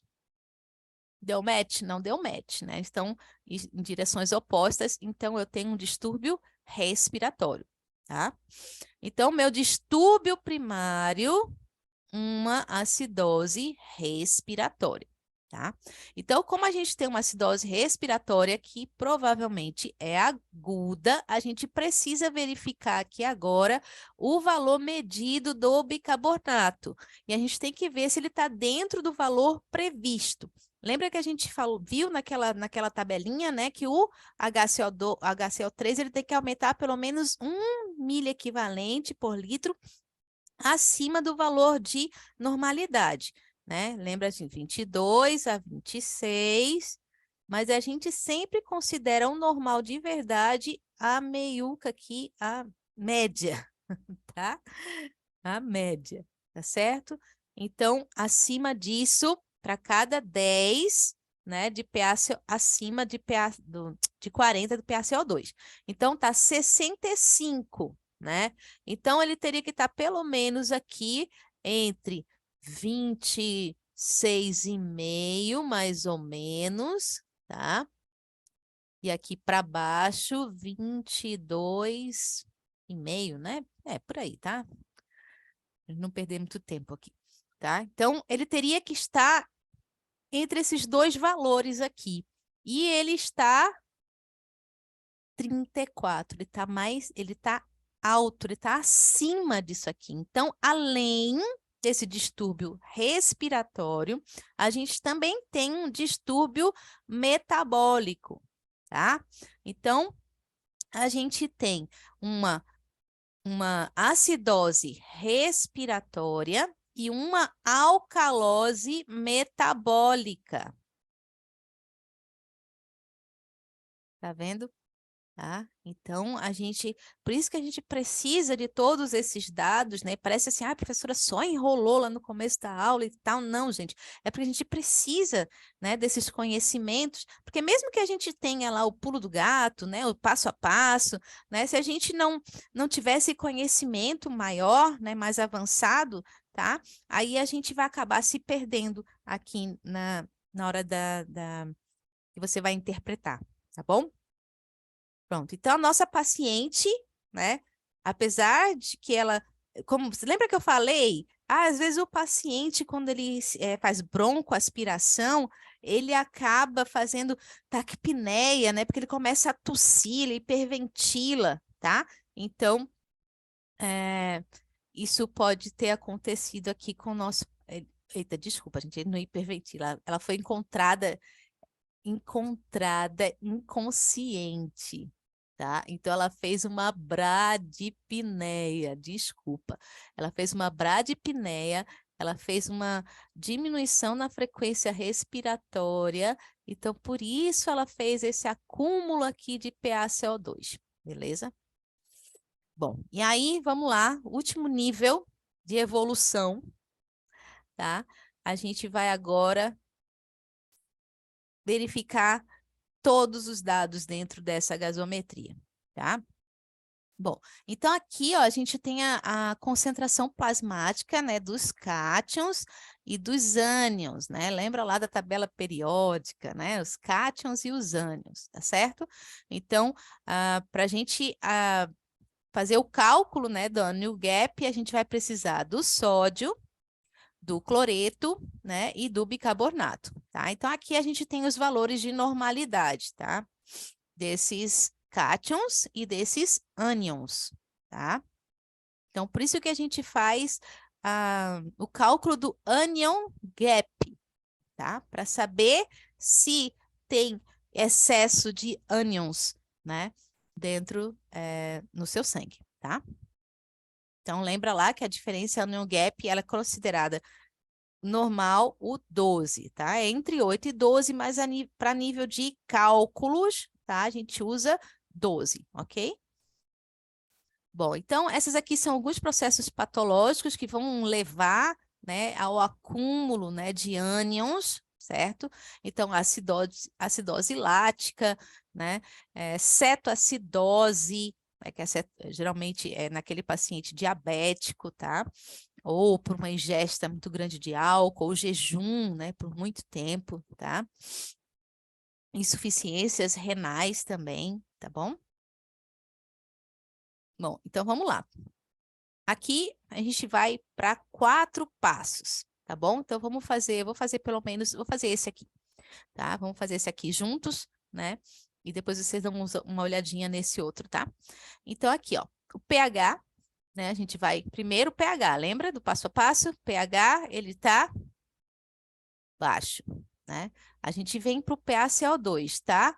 Abaixo de 40, né? Então, deu match, a gente tem um distúrbio metabólico. ok? pH abaixo de 7,40, a gente tem uma acidose, beleza?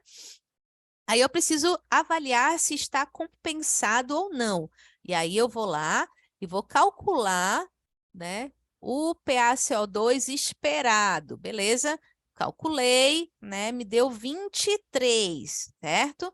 E aí o que acontece? O meu PaCO2 medido, ele está maior do que o previsto, certo? Então, quando isso acontece, isso quer me dizer que eu também tenho uma acidose respiratória, tá? Então, por que aqui? Professora, mas está 35, não está dentro do intervalo? Tá, se estivesse tudo normal, não tivesse nenhum tipo de alteração aqui, tá? Mas como tem, então a gente tem um novo valor PaCO2, tá? Então, o novo valor seria 23. Então, 35 está maior do que 23, eu tenho um distúrbio aqui adicional, que é a acidose respiratória, ok? Meu Deus, tenho uma acidose metabólica, então eu preciso calcular o anion gap, tá?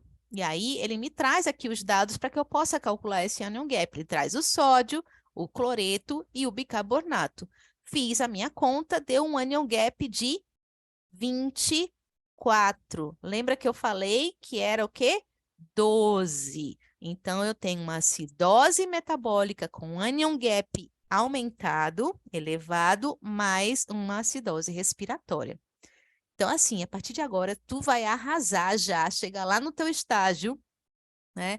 Tu já, ou fazer a tua prova, tu já vai arrasar, né? Todo mundo vai ficar assim, ó, ah, como é que ela sabe disso, tá?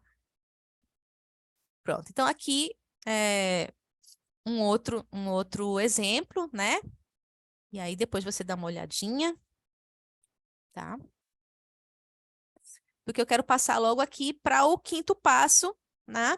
Que é o cálculo do delta gap, tá?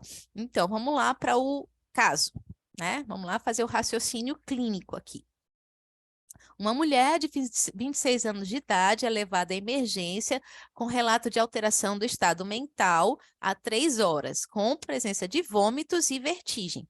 Ao exame físico, apresenta sonolência e taquipneia. A sua gasometria revela pH de 7,50, tá alto, PaCO2 de 20, tá baixo, taquipneia. HCO3, olhando aqui, ele está baixo, né? Na está 143 e cloro 100, né? Lembra aqui, deixa eu pegar aqui os valores, tá? Então, a gente tem cloro 104, tá? E sódio 140, tá?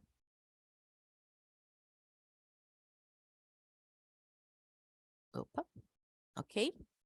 Então, tá um pouquinho aumentado aqui, né? E aqui tá um pouquinho diminuído, certo?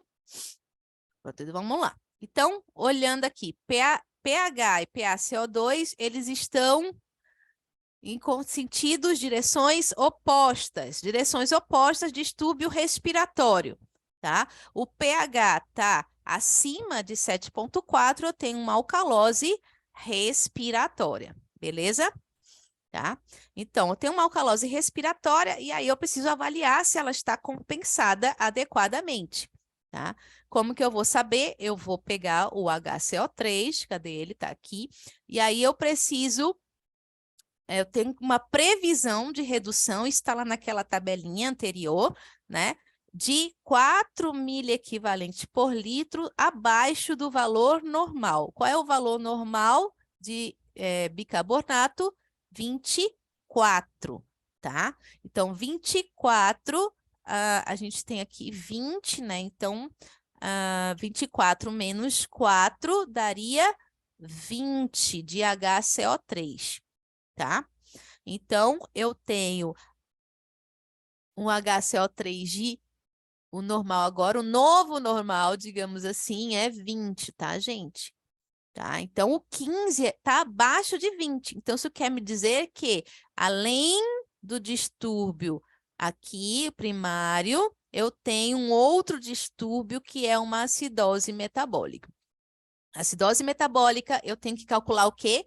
Anion gap, tá? Então, vou pegar os dados aqui do sódio, né? 143, mais do cloreto, menos, né? O cloreto mais o HCO3, isso aí me deu 28. Lembra que esse valor aqui, ele era 12. Então, se ele está acima, né, do que o normal, eu preciso, então, calcular o delta gap, tá? Então, como que eu calculo o delta gap? Eu vou pegar o valor que, cadê? Aqui, do anion, né, anion gap, é esse aqui, menos o valor normal, tá, gente?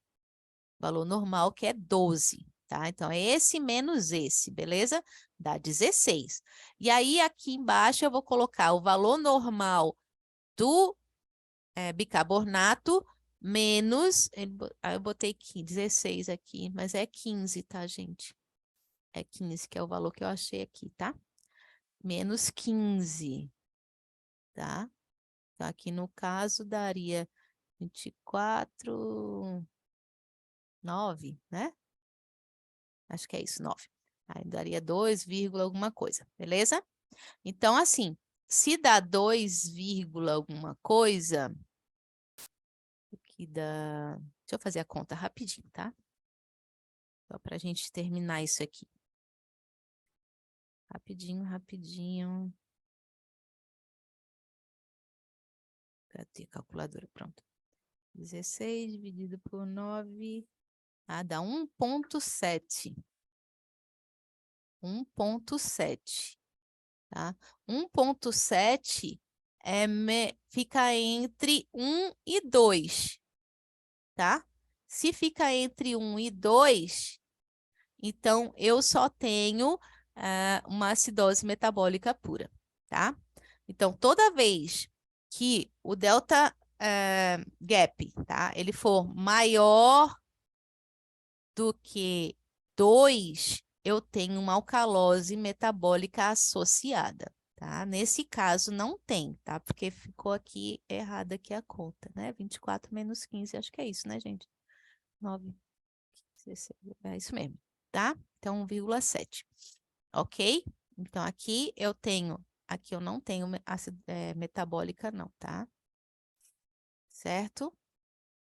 Pronto, e aí aqui eu tenho outro exemplo, né, que vocês podem depois dar uma olhadinha, né, resolver, tá?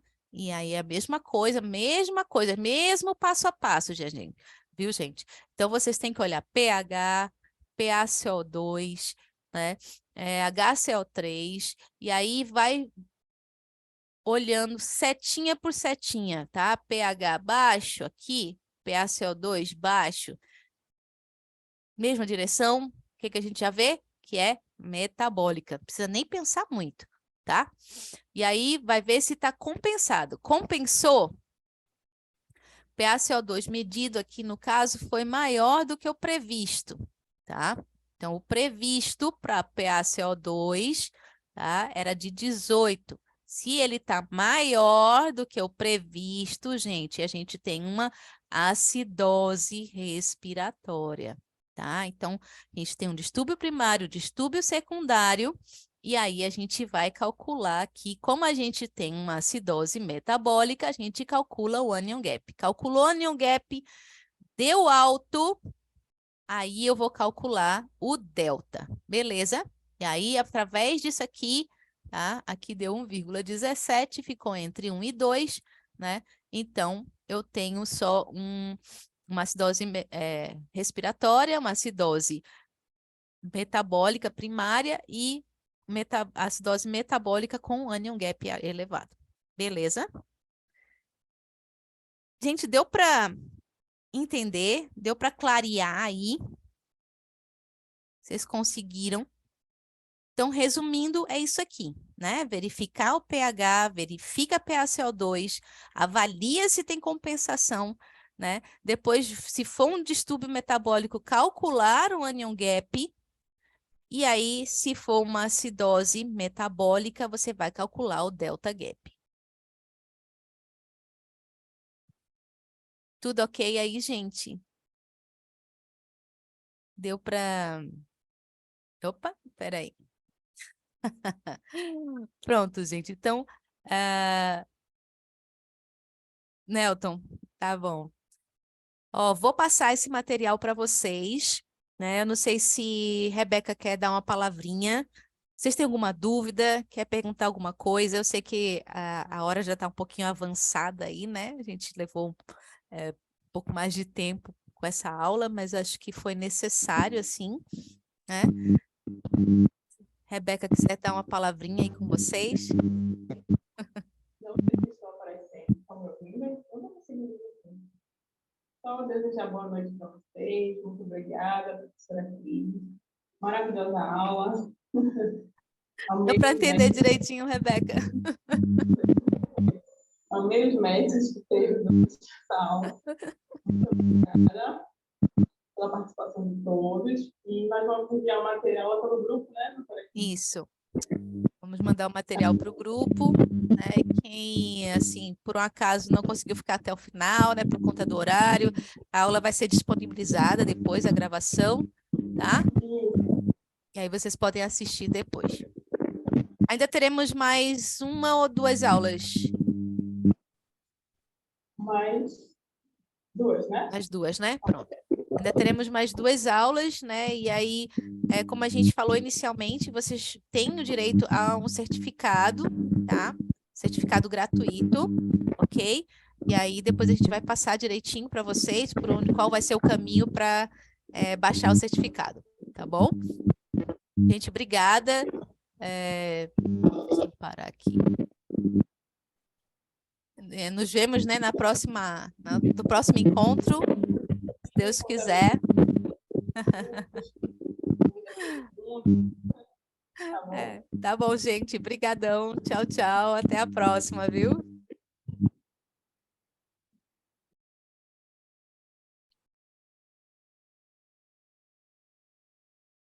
Obrigada, Raíssa, obrigada, Emily, Nelton. Ficaram aqui até o final com a gente, viu? Brigadão, tá?